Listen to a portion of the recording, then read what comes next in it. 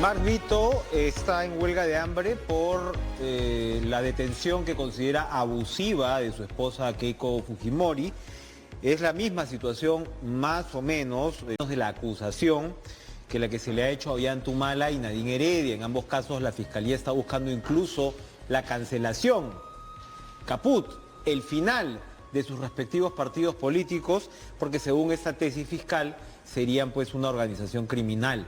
Del lado de los partidos lo que señalan es que no era delito, niegan todo, pero dicen, y por último, no era delito no declarar pues estos dineros en campaña electoral. Se verá si se consiguen sentencias o no.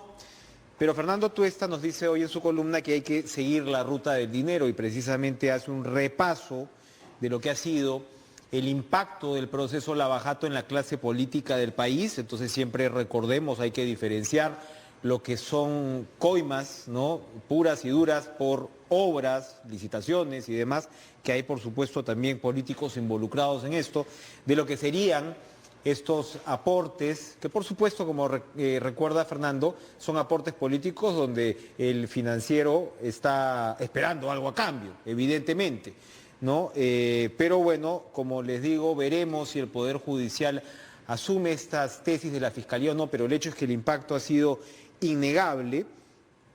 Pero lo que señala Tuesta es que ¿qué va a pasar en las elecciones parlamentarias del 20 de enero o del 26 de enero? Esperábamos que las reformas se aplicaran, ¿no? Y evidentemente las reformas ya van ajustando y fiscalizando en serio lo que son los manejos financieros en la campaña. Y esta es la pregunta del momento. ¿Cuánto va a pesar esto en estas listas que llevamos conociendo y en esta típica elección? Fernando Tuesta nos acompaña esta noche. Le damos la bienvenida. Fernando, ¿cómo estás? Gracias por estar con nosotros. ¿Qué tal, Enrique? Gracias. En tu columna tocas un punto muy interesante y recuerdas, porque yo no lo tenía claro, que es que el tema del financiamiento sí se va a aplicar. O sea, es decir, el financiamiento de la campaña, las limitaciones publicitarias, porque recordemos, el gran gasto de dinero. Y hay que también recordarlo, o sea, si los políticos demandan más plata en campaña, más allá de comprar sus departamentos y de pagar sus hipotecas y sus tarjetas, es porque el apetito de dinero es muy fuerte por la publicidad electoral. Y esto se supone que ha cambiado. Y es un reclamo que tú mismo has tenido y por supuesto de la comisión también lo moviste y esto ya se aprobó incluso en el referéndum de diciembre del año pasado.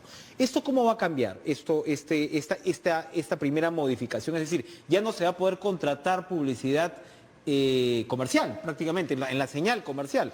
Todos van a estar sujetos a esta suerte de ampliación de la franja electoral. Esa es una buena noticia. Sí, a ver, la parte de financiamiento tiene dos aspectos.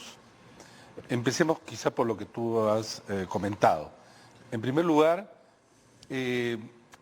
sobre la base del referéndum, allí se señala en la propuesta, que luego fue aprobada como ley, que más allá de la franja no se puede comprar espacios en radio y televisión. No se puede comprar. O sea, el Estado va a repartir la franja de manera equitativa, como toque, y tú como candidato no vas a poder comprar espacios en radio ni en televisión. ¿Cuánto significaba esto? Más o menos el 75% del total del gasto. Imagínate, va a descender ostensiblemente. Ahora, pero no incluye publicidad en la calle. Claro, O sea, todavía vamos a ver vallas y solamente publicidad externa. No, es que de lo que se trataba era de los grandes medios de masas, ¿no? Radio y televisión. Porque esto es lo que pesaba en términos de costos. Esta es una medida que se ha tomado en otros países, en México, en Brasil, en Chile, porque los gastos de campaña han crecido enormemente, sobre todo en estos medios. Perdóname, ya que señalas ahí, me pareció muy interesante hace un tiempo un evento en el Congreso que vino el señor, digamos, de la OMPE de México, y él apuntaba cómo, a pesar de que México no es ningún país de santos, ¿no?, apuntaba cómo Odebrecht no había tenido mayores escándalos ahí en términos de aportes electorales, precisamente porque ya se habían dado estos cambios. O sea, el salto fue cuantitativo realmente, ¿no? Pero aparte porque México es un país especial. El país que entrega a los partidos cantidades de dinero... Financiamiento público es total. Es el de mayor entrega de dinero en el mundo. ¿Tú te imaginas, pese a todo esto, los carteles de la droga, etcétera, en México, pues es enorme. Si los partidos no hubieran tenido esos recursos, se los hubieran comido como un bocado. Claro. Imagínate lo que sucede ahora en México. Pero acá pues es también el país de las paradojas, pues el Perú, ¿no? Porque de un lado decimos, tenemos que tener mejores partidos, pero la ciudadanía dice, no, no hay que financiarlos ni hablar. De otro lado, no hay dice, manera. necesitamos políticos con experiencia, profesionales, pero que no se reelijan. Entonces también es difícil, ¿no? Es difícil establecer porque una línea más o menos racional. Claro, en general, tú sabes, la desafección, el rechazo a los partidos y a los políticos en general es enorme, ¿no? Pero acá no hay magia, pues. Acá el dinero proviene de origen público, origen privado. La gente no quiere origen público, pero el origen privado tiene dos cosas. Es el más difícil de poder controlar, acá y en todas partes del mundo. Y en segundo lugar, el de origen privado va a entregar para luego recibir. Ese es el punto. Pero entonces ahora, volviendo al tema, es el 75% que ya no vas a tener esa presión. En Así es. Entonces, ese 25% se va a centrar sobre todo, como tú bien has señalado, todo lo que es, digamos, en calles y plazas, banderolas, paneles, ese tipo de cosas. Y va a haber mucha actividad en las redes, lo que recuerdas también. Así es. Digamos, son dos ámbitos, ¿no? Ahora bien, el tema, sin embargo, no está cerrado porque, lamentablemente, en el proyecto de ley no se tomó toda la parte del paquete que ofreció la comisión y entonces se circunscribió solamente a crear la figura penal, porque ya en el referéndum también se había aprobado esto. Créase no solamente sanciones administrativas, sino también políticas y penales. Eso es lo que ha ocurrido. Entonces ahora hay sanciones, por ejemplo, aquellos quienes reciben dinero de origen ilícito. Pero faltaba lo que yo debía redondear esto. ¿Qué era? En primer lugar, el financiamiento público que reciben los partidos, y lo reciben desde el 2017, no sirve para campaña. No se puede utilizar para campaña. Son para actividades previas a la campaña. Regulares, ordinarias. Sí. Y entonces ese es un problema, porque en realidad los partidos necesitan dinero para la campaña. Si no tienes dinero público, vas a extender la mano para el dinero privado. Ese es el problema. Ahora, el otro punto que tú recuerdas es que, bueno, también estábamos con la viada de tener mejores partidos y demás, pero ya estos tiempos tan complicados, las decisiones del Jurado Nacional de Elecciones, casi todos los candidatos van a ser invitados. O sea, igual tienes un porcentaje altísimo de invitados y bueno, hoy lo hemos visto. Son designados, ¿no? Designados. No invitados. Pero entonces no hay pues tampoco ninguna afiliación, ningún compromiso. Ese es el otro punto, porque en realidad en el extremo todos podrían ser no miembros del partido, solo que las 3/4 partes debían de pasar por elecciones internas. ¿Qué elecciones internas? La que hemos visto hace poco, que es la oscuridad de las elecciones internas, ¿no? Son delegados que se concentran en Lima, pueden ser 50 personas que deciden para todo. Y ahí, repito, todos podrían ser invitados. La ley no separaba entre miembros del partido y no miembros. Es por eso que en el Congreso anterior, cerca de 95 de los 130 eran no miembros del partido. Y en el caso de Fuerza Popular, la principal bancada, 60 de 73 eran no miembros del partido. Entonces, ¿qué crea eso? Vínculos endebles. Vínculos endebles, porque en realidad el invitado es una persona que recién se acerca al partido, es una persona que probablemente en las negociaciones está aportando algo, luego llega al Parlamento y además va a decir, yo fui elegido por voto preferencial, y entonces mis votos son de conciencia, y a la primera de basta. Ese es otro punto, mantenemos el voto preferencial, ¿no? Se está manteniendo acá. En la que ya se ha eliminado. Sí, para el 21 en principio no debe haber. Y eso, bueno, también vamos a seguir arrastrando entonces lo que señalas que es una suerte de mini partidos personales. El partido soy yo. Ese es ahora, ¿no? El 26 de enero, sí, pues porque además hay un círculo vicioso. Tú tienes partidos débiles, partidos que no tienen recursos, pero tienen inscripción, entonces van a reclutar invitados, los invitados no tienen una relación duradera con el partido. A su vez, cada uno baila con su pañuelo, cada uno va a recepcionar los aportes probablemente de origen privado en su mayoría. Luego, estos no son entregados a la OMPE dentro de los informes que debe obligatoriamente hacer. Porque mira, el tesorero del partido, por más que solicite a los 130 que le entreguen con estos formatos y que le digan el origen y los gastos, le entregarán pues tarde, mal o nunca, ¿no? Pero ¿quién se va a hacer responsable? También el partido. Y entonces, lo que va a ocurrir ahora es que ingresan al Parlamento, en el Parlamento, tú sabes, empezaron 6 bancadas y terminaron 12. Sí, claro. ¿No? Imagínate, ni siquiera todo el periodo, si hubiera sido hasta el quinto año, Claro, hubiéramos sido más 18. todavía, ¿no? Entonces, y luego ¿qué tenemos? Entonces, bancadas débiles que en el momento de la reforma no quieren hacer reformas, y entonces, y de nuevo una elección, y ese es un círculo vicioso. Ahora, entonces, el pronóstico no es muy emocionante, ¿no? O sea, No. Estamos hablando de un congreso de 1 año 3 meses, 1 año 4 Sí, meses. sí. Estamos hablando de, seguramente en algunos casos, rostros nuevos que se van a tomar ese tiempo para aprender cómo es el funcionamiento del Congreso y de ahí ya les van a decir hasta luego. ¿Qué hacer? ¿Qué hacer? O sea, Mira, no es fácil, ¿cómo ¿no? marcar? Claro, ahora le están reclamando mucho al gobierno, ¿no? A algunos medios, entonces dicen que el presidente no declare, ¿no? Que no oriente el voto de tal o cual, pero no le corresponde al Ejecutivo, ya que es, digamos, uno de los actores en medio de todo más cohesionados, ¿no? En este mar atomizado que describes, ¿no le corresponde también al Ejecutivo poder proponer, sugerir, establecer lo que debería ser una agenda para este Parlamento? Finalmente el Ejecutivo fue el que disolvió el Congreso. Nos está llevando a las urnas. No debería decir, oigan, vamos a centrarnos en estas reformas, ¿no? Hablando de lo que ha quedado pendiente, entregarle al país un mejor, no digamos un mejor sistema, pero un mejor por lo menos andamiaje político. ¿No debería haber una responsabilidad más clara del Ejecutivo por ese lado? Yo sí creo, ¿ah? Ahora, lo que pasa es que en los últimos tiempos se ha inclinado bajo una idea de que los políticos no hagan política. Lo cual es Hay absurdo. algo de eso, ¿no? Es que es Hay algo absurdo. de Por eso, ejemplo, o sea, en el referéndum, el presidente no debe declarar, los parlamentarios tampoco. Mira la campaña, no hubo casi campaña.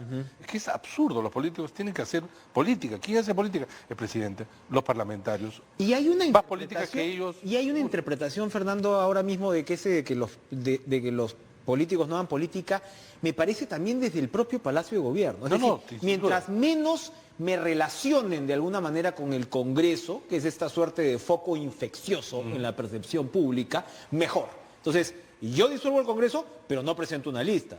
Claro. ¿No? Bueno. Es un tanto absurdo. Lo es, pero además, en relación al inicio sobre tu pregunta, mira, si es que no seguimos en la reforma, no hay nada que nos indique que las cosas van a cambiar. No van a cambiar, digamos, como cambian las estaciones, no va a cambiar. Pueden haber algunos cambios, por ejemplo, en esta elección del 2020, uno dice, este Parlamento no necesariamente va a ser mejor que el anterior.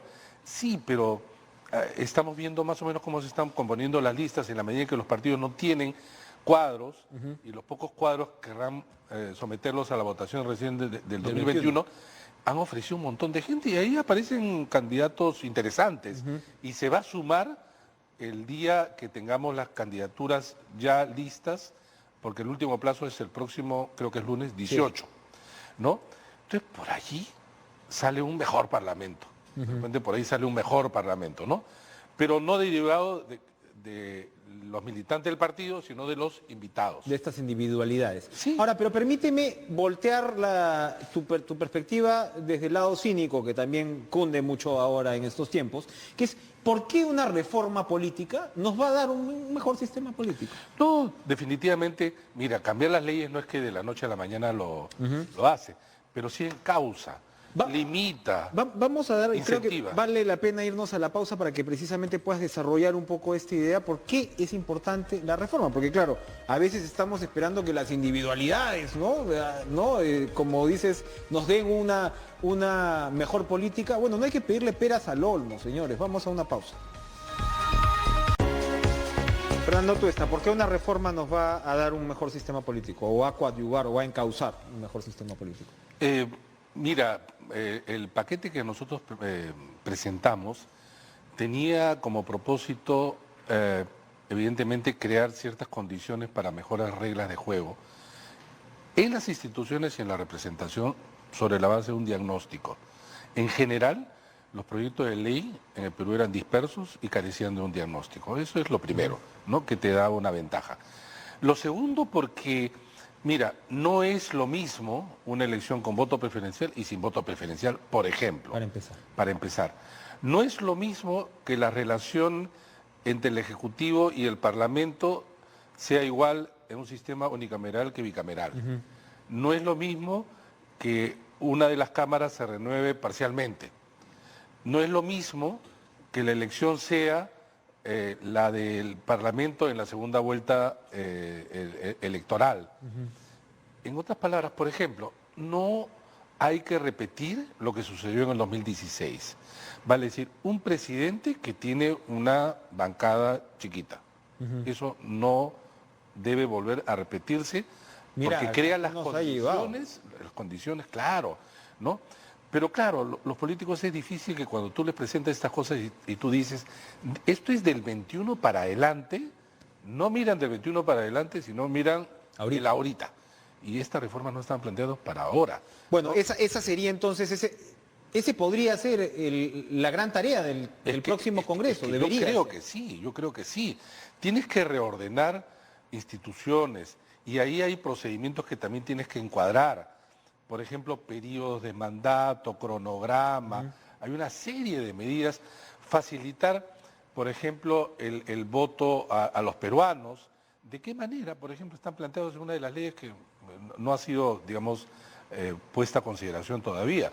Por ejemplo, el voto de los peruanos en las cárceles, en los hospitales. Por ejemplo, el voto postal para peruanos en el extranjero, con lo cual todo esto eleva la participación.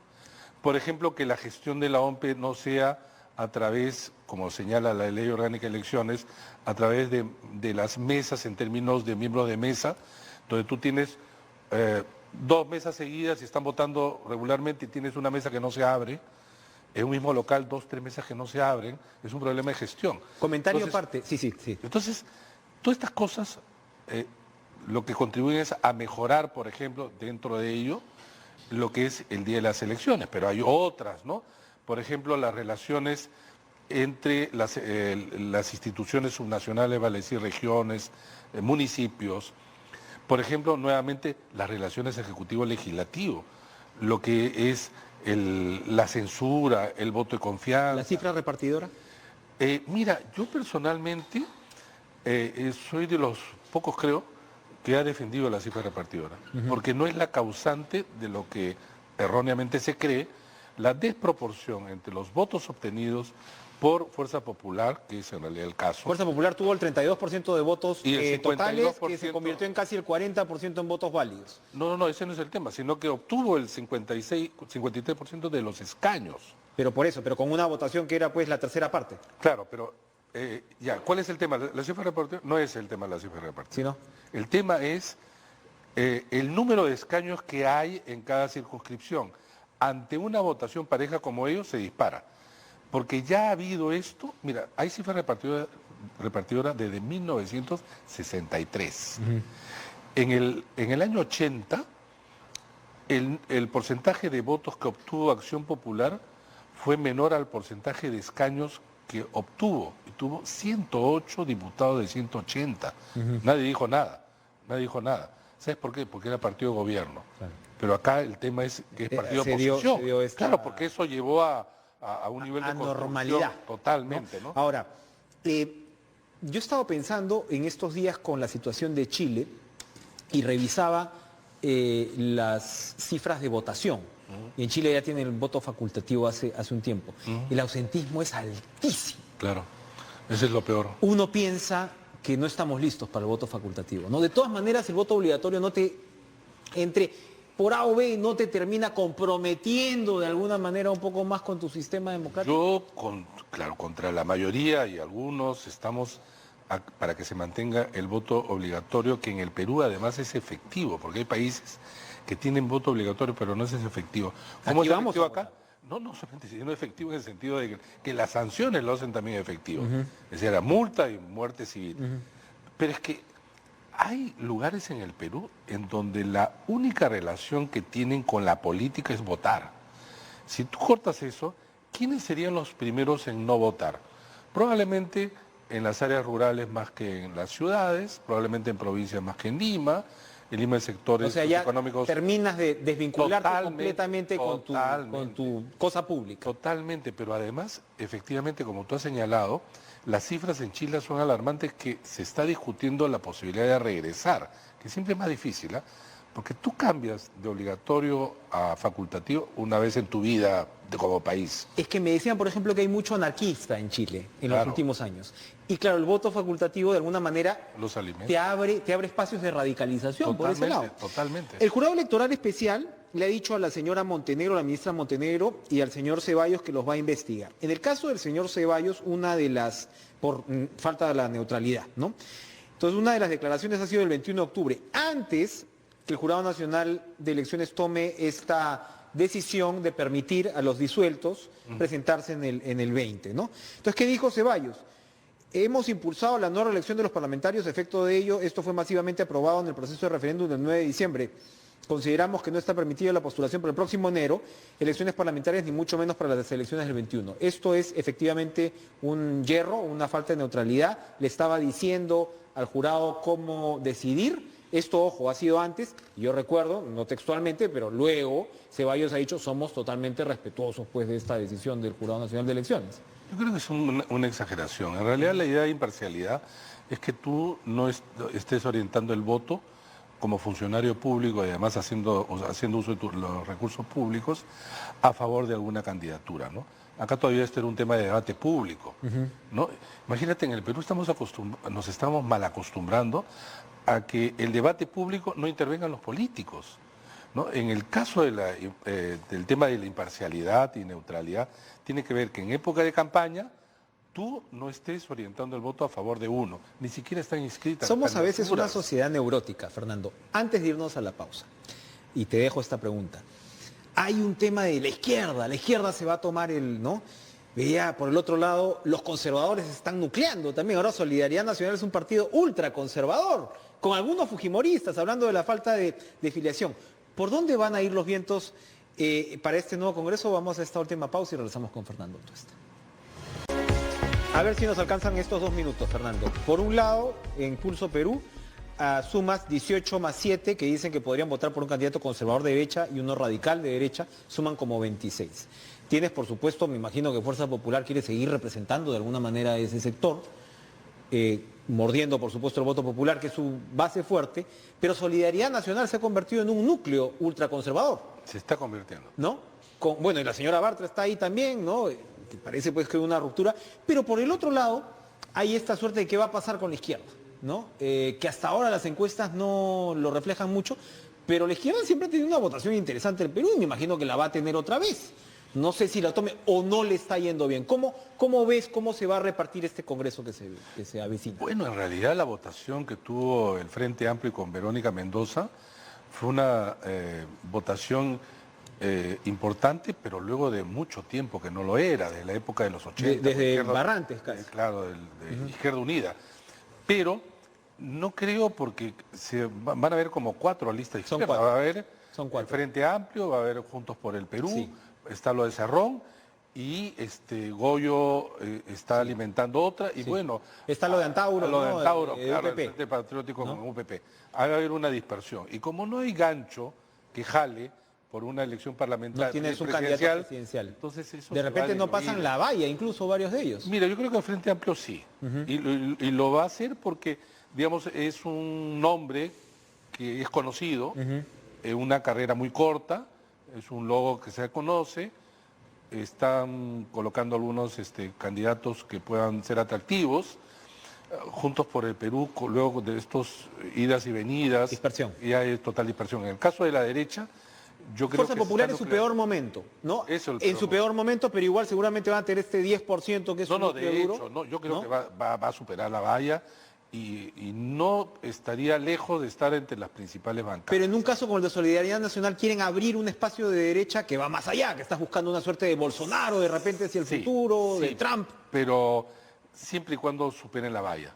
Porque, ojo, esto puede ser una impresión para la élite que esté interesada en la política, pero digamos al ciudadano de a pie, al votante promedio, que no esté interesado ahora en elecciones, recién se interesará en enero, no sé, habría que ver. El factor con mis hijos no te metas no es tan fuerte. Bueno, podría ser si es que se nuclean bien alrededor de eso, ¿no? De hecho, es que lo más importante ahora es que pasen la valla. Una vez que pasen la valla, ahora quiénes son los que integran, y claro, una Rosa Barta de todas maneras entraría porque es Lima número 1, ¿no? Si pasan la valla. Si pasan la valla, todo está en condición. Fernando Tuesta, muchas gracias No, por gracias acompañarnos esta noche, muy interesante como siempre. Gracias a ustedes por su sintonía.